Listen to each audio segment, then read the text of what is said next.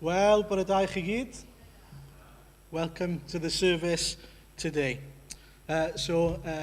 We'll just start with some announcements that hopefully will come up on the screen. Please remember to wear a mask unless you have a reason not to. Please try to leave the building relatively swiftly to avoid blocking others in as well. There's plenty of room in the front drive to be able to have a chat at the end. A wedyn yr wythnos yma, bydd cwrdd gweddi am 6:00 ar nos Fercher yn y festri. Bydd grŵp T eto dros Zoom ar nos Iau am 7:30 wedi 7.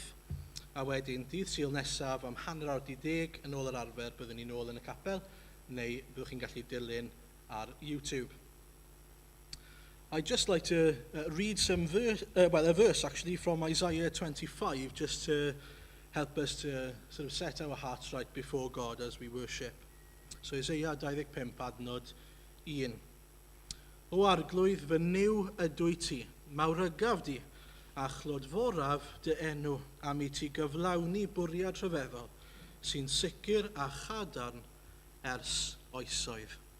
Now ni weddio I gyflwyno'r gwasanaeth I ofal ein Duw. Let's pray and commit the service into God's care. Arglwydd Dduw, diolch I ti am gael dod I dy geisio di, am gael dod I dy addoli di. Diolch am gael cydnabod, am gael cyhoeddi fel nath Dafydd, ti yw ein Duw ni, a rwy ti'n deilwng o gael dy fawrygu a dy glodfori. Lord, we thank you that we can come and worship you again today. We thank you that we can call you our God, and that we can come before you, bow the knee, and worship you and exalt the name of Jesus. Please help us to do that today then, as we worship you in spirit and in truth. We pray all these things in Jesus' name. Amen. Well, firstly then we'll listen to a hymn together, and hopefully the English words will come up on the screen. All I once held dear, popeth gwerthfawr fi. Yeah.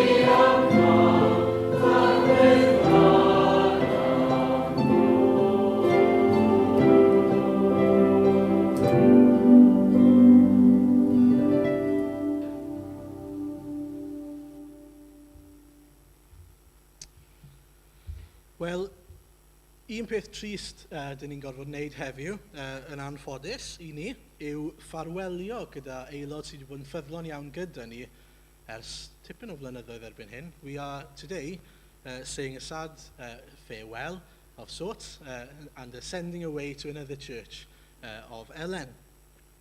And I like to joke about things because it makes it easier to, not be emotional about things. But it's actually quite hard to say goodbye to someone, isn't it? Someone you love and someone you care about. And we have come to love and care about Ellen very much.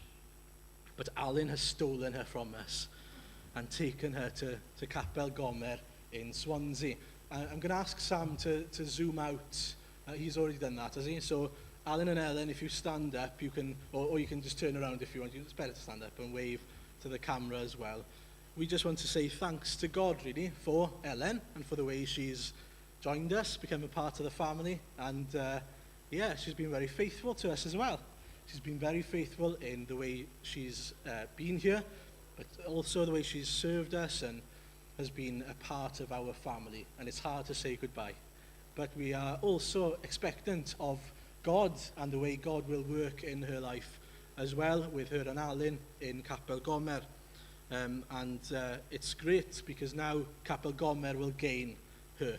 They'll gain her presence there, but also her service and her being a part of their family now. So it's wonderful that we can send her away with not only our blessing, but more than that, by continuing to pray for her and for Capel Gomer as well. We'll pray now for Alan and Ellen, and then we'll spend a bit more time in prayer afterwards as well. So, nawn ni weddio, let's pray together.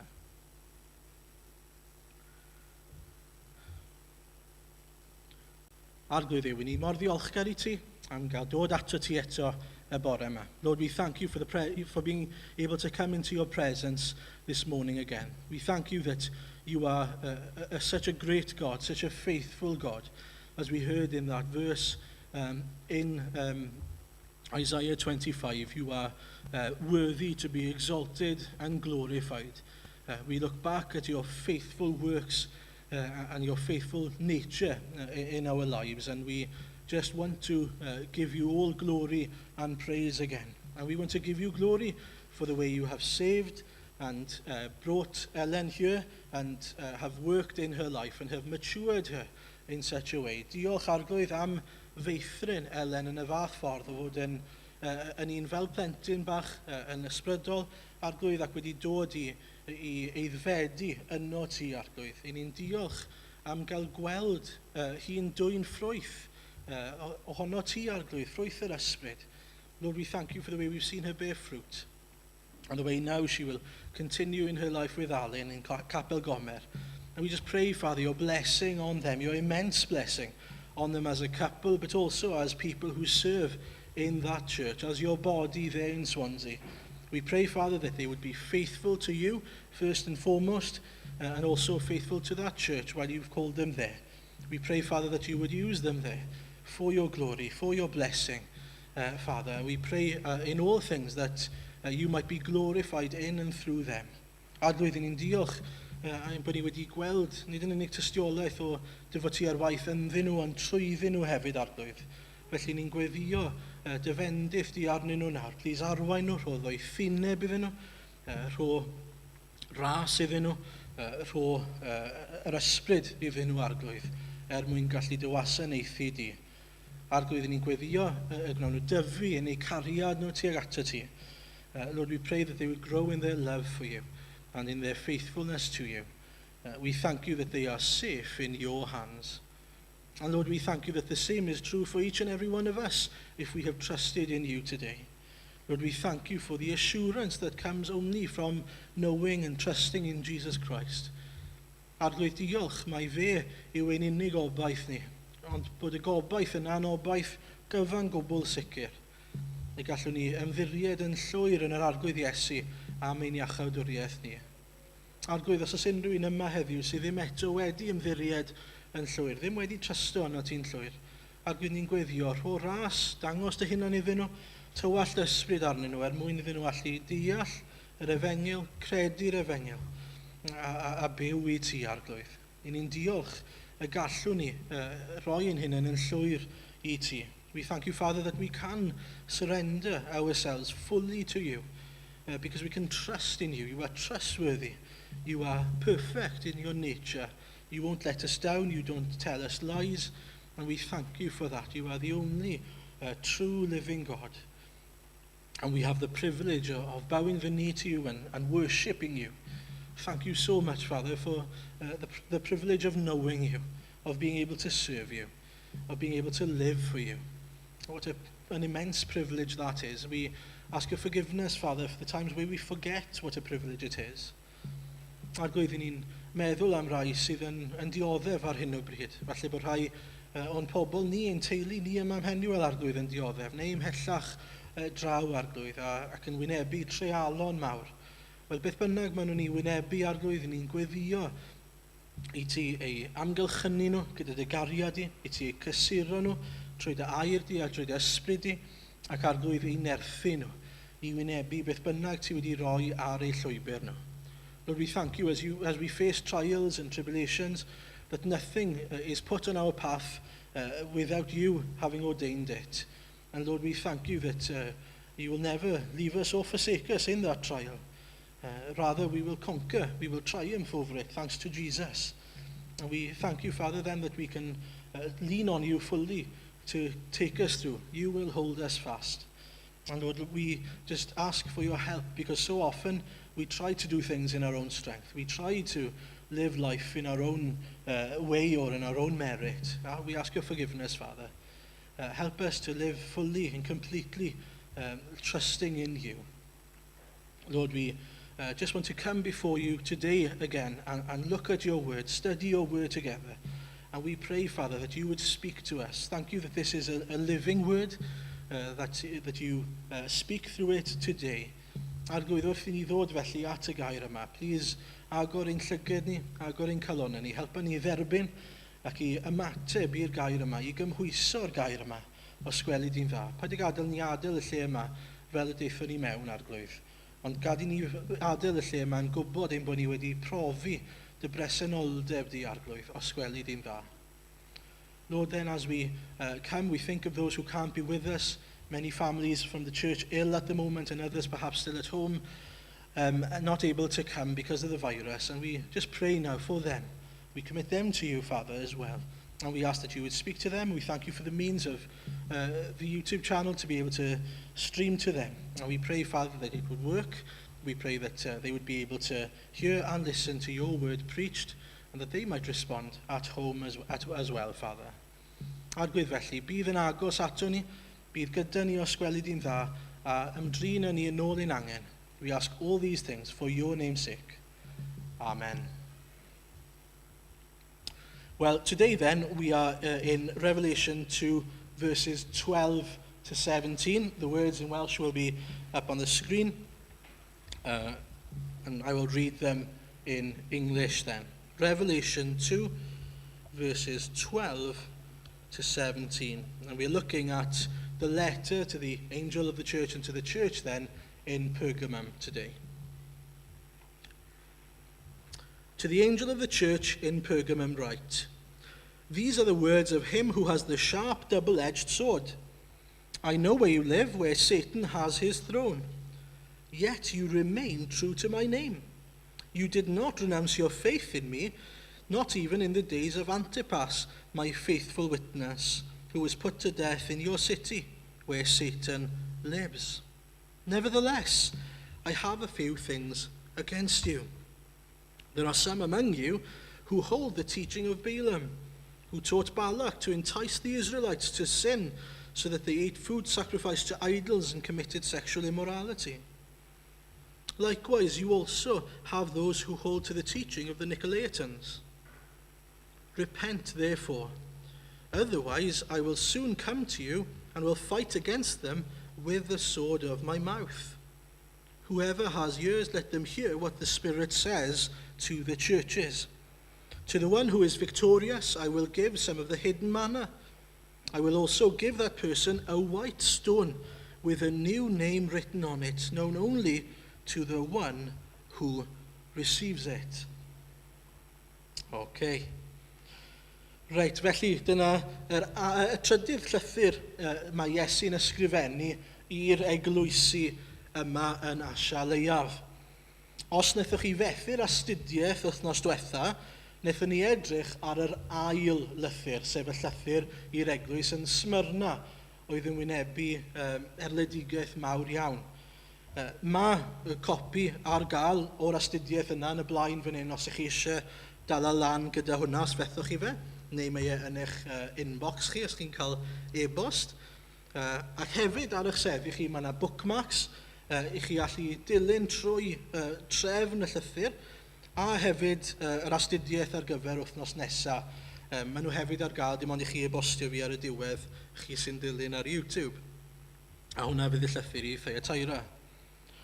And there's a real temptation, isn't there, when we go home to forget all about the sermon and to jump back into cooking Sunday roasts, to sort out the clothes or whatever you do when you go home on a Sunday, and all the plans we might have.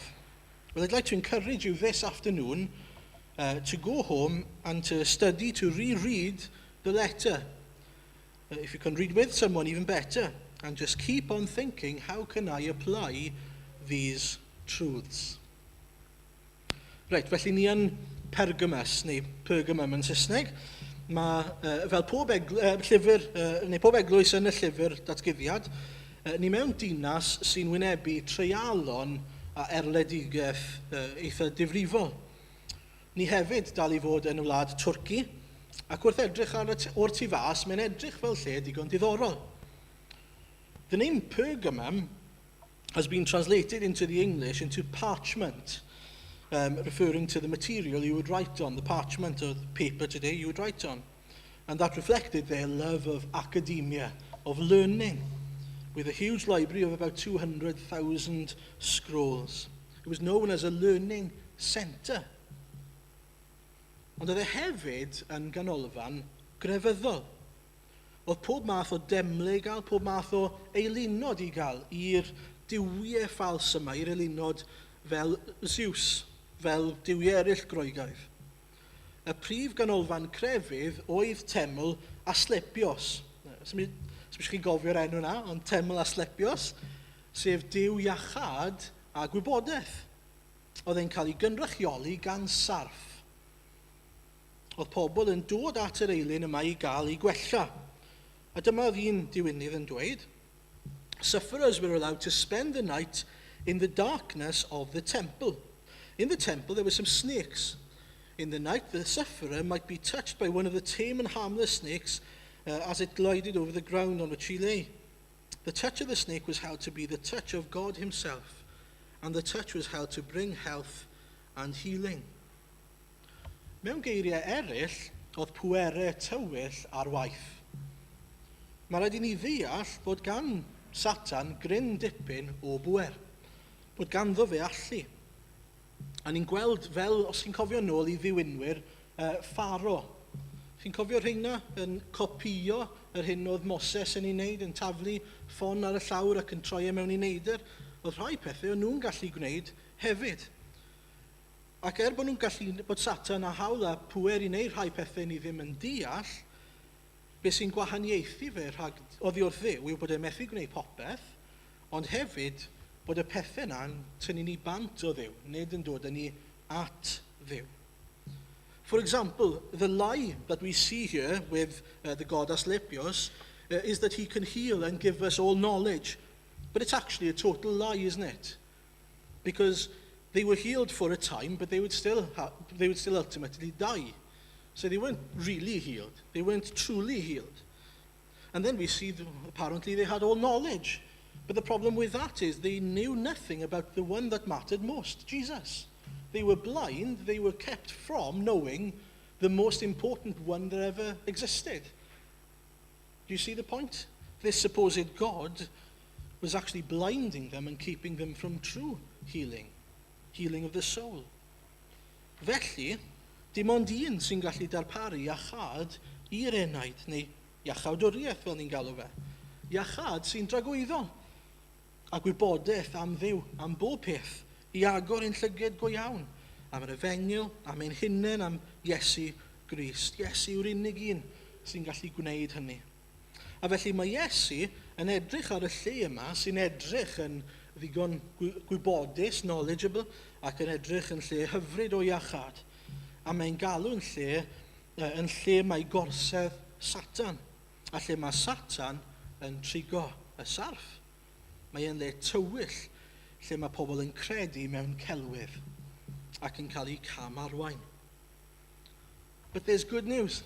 There's good news. There is light in the darkness. In Pergamum, it's not all doom and gloom. There is good news, and this is the good news, that there were people who were saved and who were faithful to Jesus. They kept on living for him. They kept on serving him and remaining true to his name, it says in the letter. In Pergamum, they would actually threaten them unless they renounced their faith in Jesus. Ultimately, they might be killed for it. Loads of Christians lost their jobs, their businesses, their families, and their friends. And some of them were killed because they didn't follow the rituals, the pagan rituals of everyone else. Mae Iesu'n sôn am un dyn, Antipas. Dyn ni ddim yn gwybod lot am y dyn yma. Ond be ni yn gwybod yw'r peth pwysica amdano fe. Oedd e'n ffyddlon i Iesu Grist. Ond dyma chi ddyn i'w edmygu. Dyma chi ddyn i fod eisiau efelychu copio. Dyw Iesu ddim yn gofyn i ni fod yn adnabyddus. Dyw ddim yn gofyn i ni fod yn boblogaidd. Dyw ddim yn gofyn i ni wneud enw i ni'n hynny. Mae Iesu yn pwyntio at yr un dyn yma sy'n ni ddim yn clywed dim byd arall amdano fe trwy'r Beibl i gyd. Ond mae'n codi lan enw'r un dyn yma am un rheswm, bod e wedi bod yn ffyddlon. Mae Iesu'n edrych ar ei galon e, ar ei ffyddlondeb e. A mae'n gweld dyma, mae'n dweud wrthyn ni mewn gwirionedd, dyma be sydd yn cyfri. Byddwch yn ffyddlon. And what a challenge that is for us today then, to keep on standing firm in Jesus. We are not particularly threatened at the moment, are we, in Wales? But even then we often fall short on being a faithful witness. To be a faithful witness. Keep going. Keep being faithful, like Antipas. Not needing to make a name for ourselves or thinking that being popular or well-known is what's needed. Being faithful to Jesus is what's needed. That's what will make us light in the darkness. Okay, felly dyna'r da. Mae Crist yn gweld ffyddlondeb, mae'n gweld y Cristnogion yma, o ddim yn cymryd rhan yn y stwff paganaidd. Oedd e'n gweld y Cristnogion yma, oedd e'n colli ei swyddi, a mae bod nhw'n dweud, dwi'n addoli Iesu Grist. Oedd e'n gweld pobl yn marw oherwydd ei ffydd nhw. A bydd ei gwobr nhw'n fawr yn y nefoedd. Bydd ei dioddefaint nhw ddim yn ofer, ddim yn wastraff. I saw a video the other day where someone called Wales a Christian country. I know what he meant, but actually it's not. Wales is not a Christian country anymore. And we need to understand that the majority of what goes on, even in churches around Wales, not to mention outside the churches, even inside the churches, isn't gospel-centered, isn't Jesus-led or centered at all. He isn't being loved, he isn't being known, he isn't being followed. He isn't being given glory. Satan is having a field day in Wales. But what a comfort it is knowing that A, it hasn't always been like this. We can look back and see that it wasn't always like this. And we can look forward and know that it definitely won't be like this forever. So we are very similar to Pergamum. We're very similar in the fact that Satan is having a field day. And the answer is our faithfulness to Jesus. The answer for us is to continue to live faithfully for him, to be light in extreme darkness. But as we know with all the letters, almost, there comes a but. There comes a bad news, doesn't there? Mae hynna'n dod yn ni at y drwg. Beth oedd y broblem? Wel, gai athrawiaeth oedd y broblem. Mae Iesu'n dweud fod rhai yn eu plith nhw oedd yn glynu at athrawiaeth Balaam a'r Nicolaiaid. Oedd rhai o ddim yn ffyddlon yn eu plith nhw. A roedd dau beth fi'n credu oedd Iesu'n ei wneud fan hyn yn delio gyda. Firstly, Jesus isn't happy about the fact that Christians are tolerating false doctrine. That they're tolerating it inside the church. And secondly, Jesus isn't happy about the spiritual condition of the false teachers and those who followed them. So two things are going on in this letter that he wants to deal with. Felly beth oedd mor wael am Balaam a'r Nicolaiaid te? Wel, oedden nhw'n bobl oedd yn ceisio symud y ffin, yn Saesneg wedi defnyddio blur the lines, allu bod yna'n gliriach, rhwng yr eglwys a'r byd. Oedd Balaam yn broffwyd yn yr Hen Testament.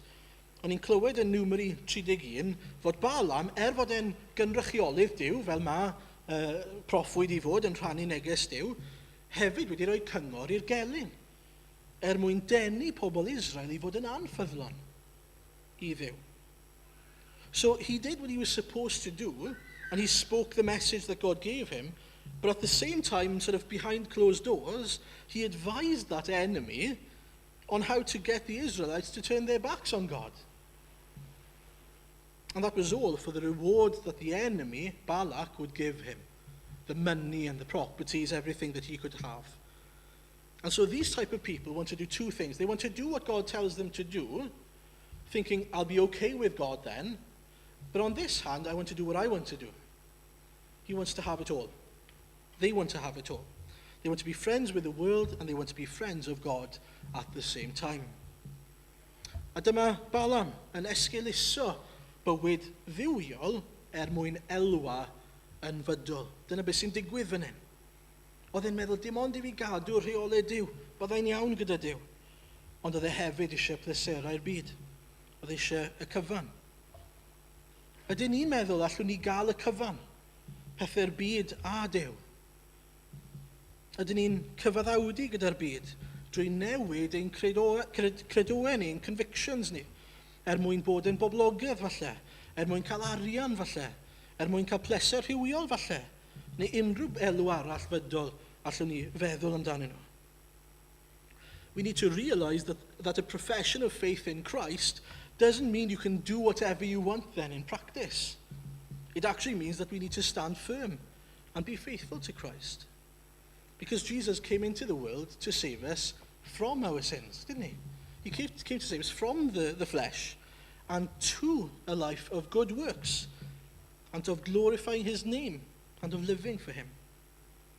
Dydyn ni ddim yn gaeth i'r cnawd bellach. Drwy nerth yr ysbryd glân, gallwn ni sefyll yn erbyn Satan. Gallwn ni ddweud na wrth y diafol yn enw Iesu Grist. A felly mae'r eglwys wedi ei galw i ddisgyblaeth, i ddelio gyda celwydd a gai athrawiaeth yn yr eglwys. I heard this sort of illustration. We are called to be a submarine in the ocean. Maybe you've heard this before. Maybe I've used this before. A submarine goes completely, submerges itself, doesn't it, in the water. Completely surrounded by water. But what happens the moment water gets into the submarine? Well, it sinks. It's not a submarine anymore. It's just a pile of metal at the bed of the ocean. It only works, it only succeeds in its purpose if the water stays outside. A mae'r un peth yn wir i ni fel eglwys. Dyn ni'n cael ein galw i fod yn y byd, allwn ni ddim ysgoi hynny, a mae'n anodd i fod yn y byd. Ond, yr eiliad yma'r byd yn dod mewn i'r eglwys, i ni'n stopio bod yn eglwys. I ni'n cyfaddawdu. Mae'n munud i ni newid ein athrawiaeth ni, mwyn elwan fydol. Ni mewn trwbl mawr. A nawn ni suddo yn y pen draw. And so Jesus is calling the angel of the church and the church themselves to repent for allowing false doctrine into the church, to even enter the church. We need to stand up for God's word, in other words, especially inside the church, making sure that what we believe is truly what the Bible says is true, not twisting it, not adapting it so that we think we can do things in the world that we want to do and things that God says. Rhaid i ni gofio, gallwn ni ddim gwasanaethu dau feistr fel mae Iesu Grist yn dweud. A mae ystyr bod yn Gristion yw i ildio'n llwyr i Iesu Grist. Yr eiliad ni'n dod yn ffrind i'r byd, mae'n tystiolaeth ni dan fygythiad. So the first thing I want us to consider then for ourselves is what we believe in line with God's word. Is what we believe in line with God's word. And secondly, is our witness in line with what we believe. For us, I think it's the case that, yes, I would hope that our beliefs, what we believe, is in line with God's word. But where we might struggle more is our witness in line with what we believe? Do we live in the same way that we say we should live? Defnyddiais i'r term symud y ffin neu blur the lines ar y dechrau.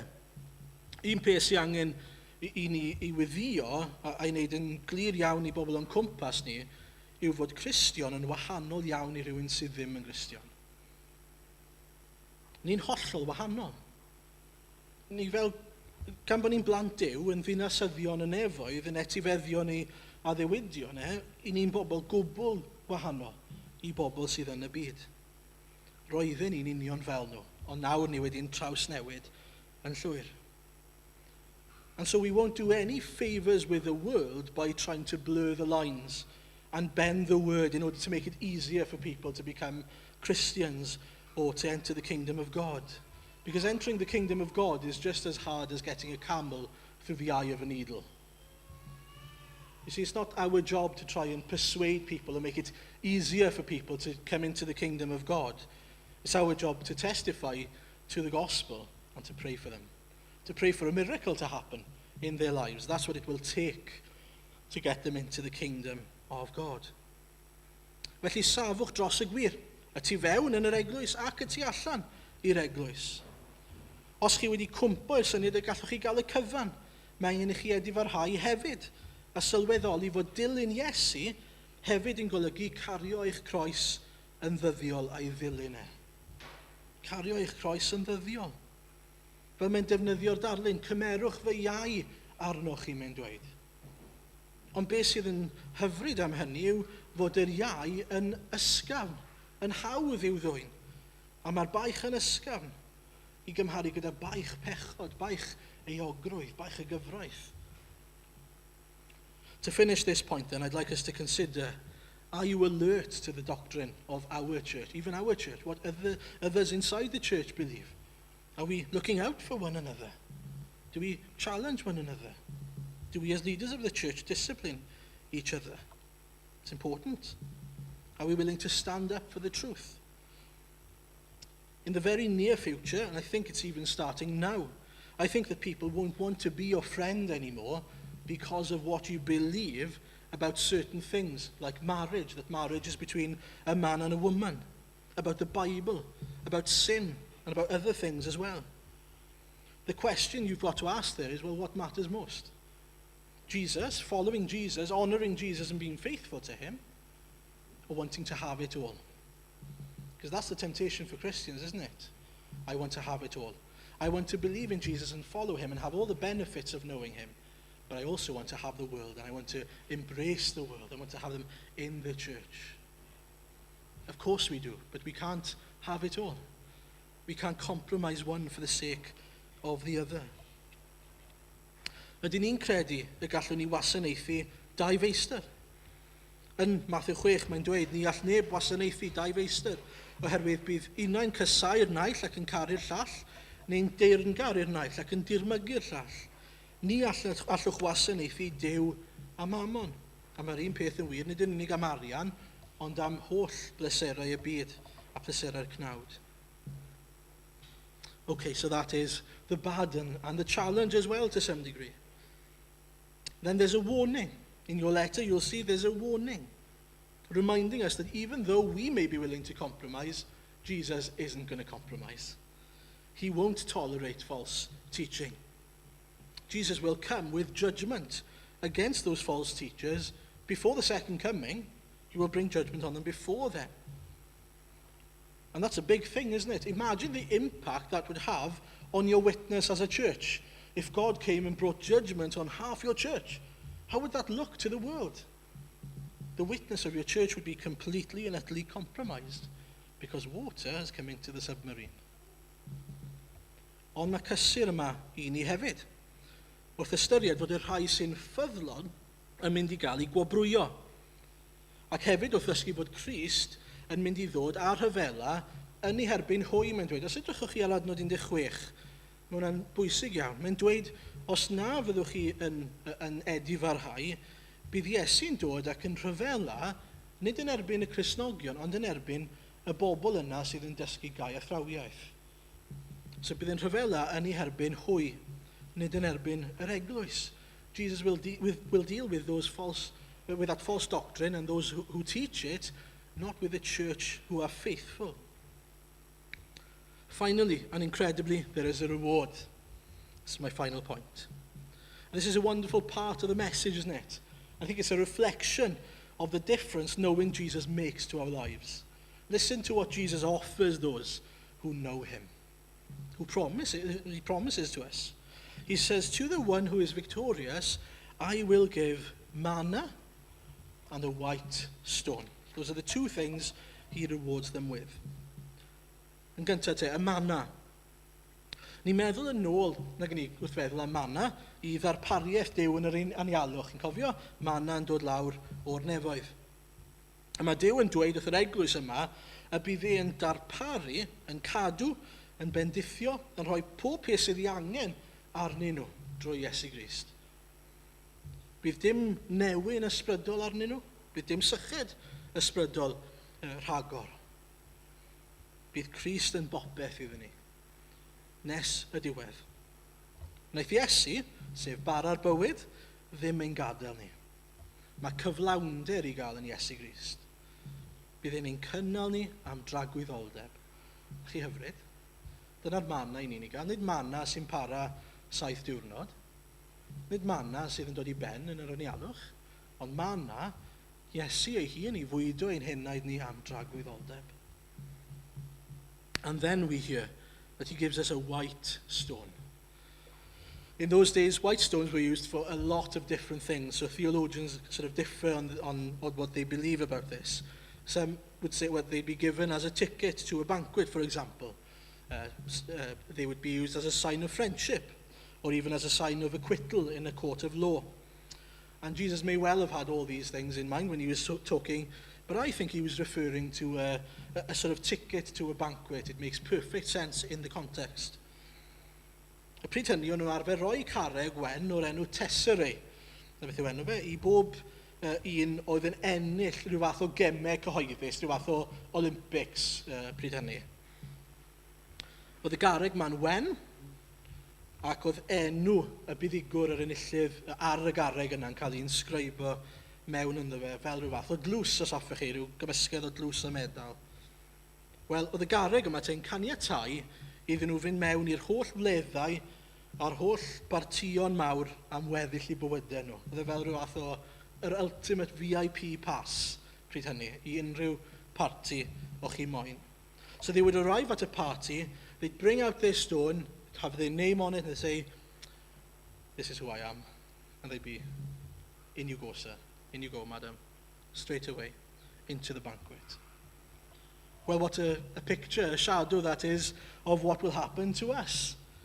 We will have admission. We will get in to the feast with Jesus because we were victorious.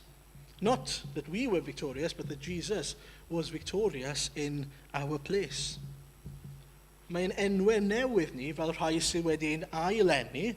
Felly, o'n i'n meddwl am hwn, yr Aron newydd, neu fi'n offi Aron 2.0. Aron 2.0, ar y garreg. Yr Aron newydd yma. A mae hawl iddo fe fynd mewn, oherwydd gwaed Iesu Grist, wrth gwrs, sydd wedi talu i fi gael mynd i mewn.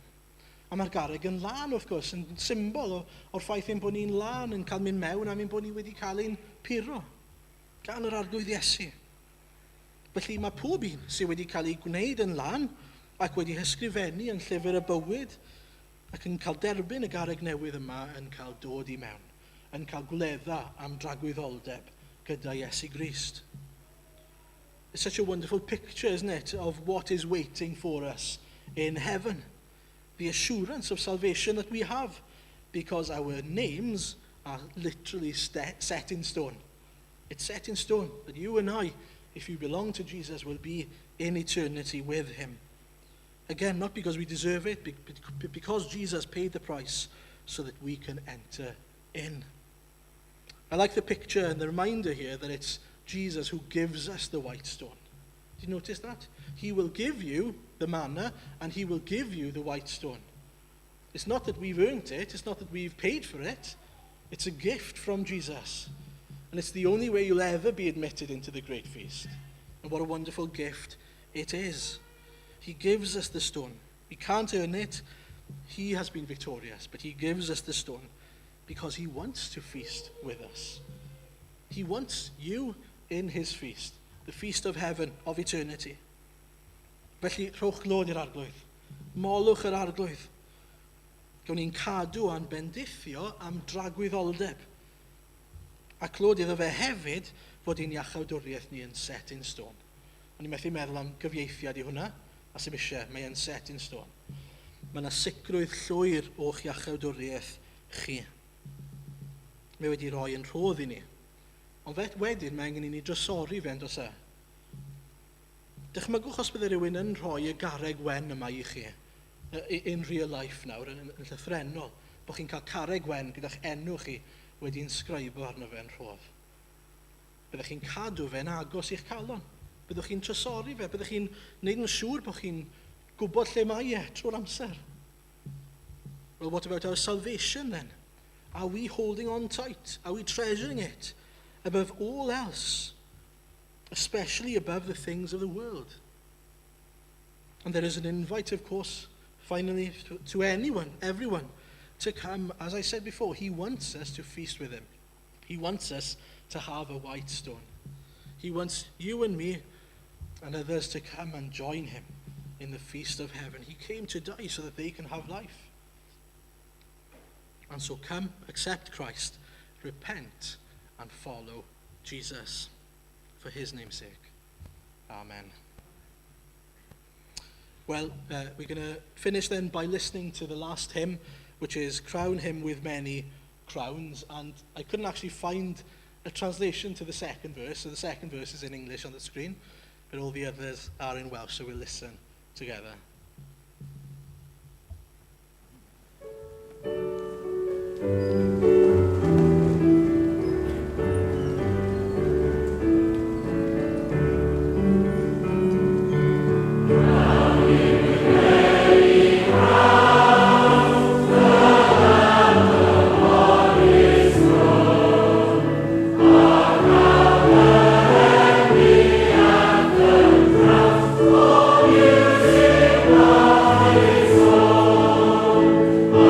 Awake my soul.